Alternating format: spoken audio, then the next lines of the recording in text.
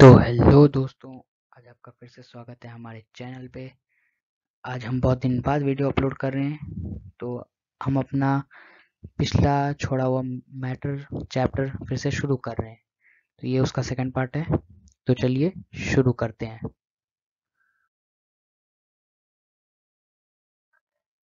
तो हाँ, आज हमारा पहला टॉपिक है लॉ ऑफ केमिकल कॉम्बिनेशन।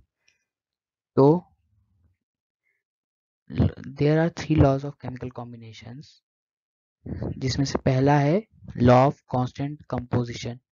इसका मतलब है कि किसी भी कंपाउंड में जितने भी एलिमेंट्स होगी उसकी कंपोजिशन सेम रहेगी, चाहे वो जिस भी मेथड से प्रिपेयर किया गया हो। जैसे कि अगर हम वाटर लें, सी वाटर और टैप वाटर, तो दोनों का केमिकल कंपोजिशन सेम रहेगा। फिर हमारा नेक्स्ट है लॉ ऑफ मल्टीपल प्रोपोर्शन। इसका मतलब है कि जब दो एलिमेंट कंबाइन करते हैं एक दूसरे से, दो या उससे ज़्यादा एलिमेंट्स मतलब कंपाउंड्स बनाने के लिए, तो वो फिक्स्ड मास में कंबाइन करते हैं और वो फिक्स्ड मास एक सिंपल रेशियोज में होता है। वो रेशियोज होल नंबर के होते हैं। तो और अगला है लॉ ऑफ रेसिप्रोकल। इसके बारे में हम ज़्यादा बात नहीं करेंगे क्योंकि ये अभी हमारे टॉपिक में नहीं है। तो चलते हैं नेक्स्ट टॉपिक की तरफ।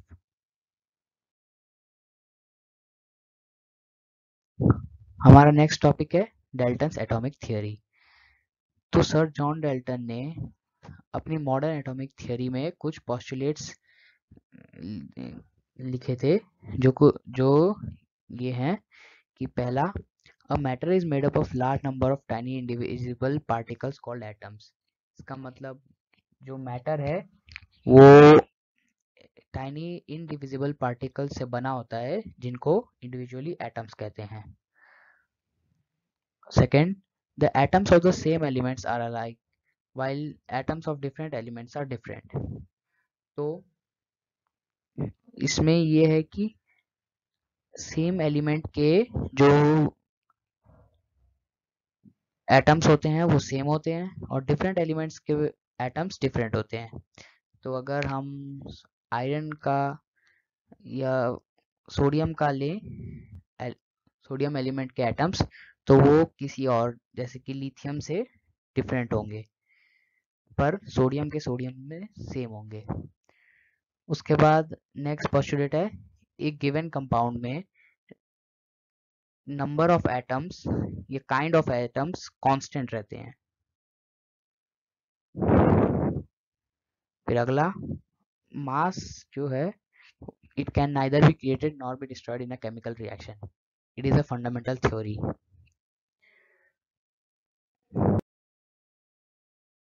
तो ये है हमारा next topic, atomic mass unit. Atomic mass unit एक स्पेशल यूनिट है जो एटम्स का मास डिफाइन करने के लिए यूज होता है।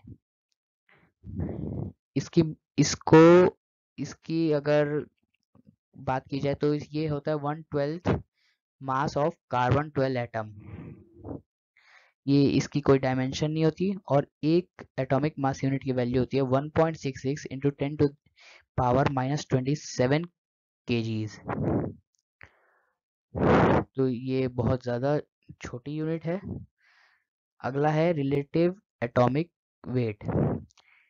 ये रेशियो होता है किसी भी एलिमेंट या कंपाउंड के एटॉमिक वेट का with respect to the carbon atom. Example oxygen का 16 AMU है। फिर अगला टॉपिक है हमारा relative molecular weight. Relative molecular weight ratio होता है मॉलिक्यूल के वेट का with respect to 1/12 weight of the carbon atom. जैसे कि वाटर का H2O है, तो हाइड्रोजन का AMU 1 होता है, तो दो एटम है तो 2 AMU प्लस ऑक्सीजन का 16, इसलिए 18 AMU। तो बढ़ते हैं नेक्स्ट टॉपिक की ओर। नेक्स्ट टॉपिक है मोल कॉन्सेप्ट। तो मोल कॉन्सेप्ट में पहले हम डिफाइन करेंगे मोल क्या होता है। 1 mole is the quantity of the substance that contains constituent particle equal to the number of atoms contained in 12 gram of carbon. इसका मतलब ये है कि 12 ग्राम ऑफ कार्बन में जितने भी नंबर ऑफ एटम्स हैं, अगर किसी और एलिमेंट के उतने पार्टिकल्स अगर कोई और एलिमेंट कंटेन करता है तो वो एक मोल का होता है। जैसे कि एक मोल ऑफ कार्बन में 6.022 into 10 to the power 23 particles होते हैं, इसको एवोगैड्रो नंबर भी बोलते हैं। और अगर वहीं हम 16 ग्राम ऑफ ऑक्सीजन की बात करें तो उसमें भी 6.022 into 10 to the power 23 particles ही होंगे, एवोगैड्रो नंबर। तो हमारा नेक्स्ट टॉपिक है molar weight. Molar weight of a substance is the relation between the number of grams of a substance and the number of molecules of the same substance. तो number of moles निकालने का formula है weight in grams upon quantity of a substance in moles. उसके बाद अगला topic है molar volume. It is the volume of the element occupied by 1 mole of a gas. तो एक मोल ऑफ गैस में जो भी वॉल्यूम ऑक्यूपाई किया जाता है उसने वॉल्यूम को मोलार वॉल्यूम बोलते हैं। तो चलिए बढ़ते हैं नेक्स्ट टॉपिक की तरफ। अगला टॉपिक है हमारा empirical formula. Empirical formula represent करता है सिंपलेस्ट रेशियो किसी भी मॉलिक्यूल या कंपाउंड का, मतलब मॉलिक्यूल के कंपाउंड के मॉलिक्यूल का, सॉरी। तो एग्जाम्पल के तौर पे एमोनिया का एम्पेरिकल फॉर्मूला NH3 ही है क्योंकि उसका लोएस्ट रेशियो वही है, और मॉलिक्यूलर फॉर्मूला भी एमोनिया का NH3 ही है।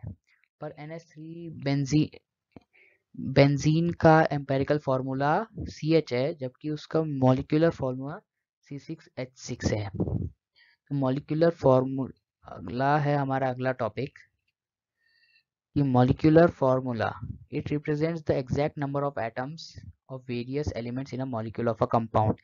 जैसा कि हमने पिछले एग्जांपल में देखा, मॉलिक्यूलर फॉर्मूला बेंजीन का C6H6 था, तो उसको हमने CH लिखा था, वो एम्पेरिकल फॉर्मूला था। और ये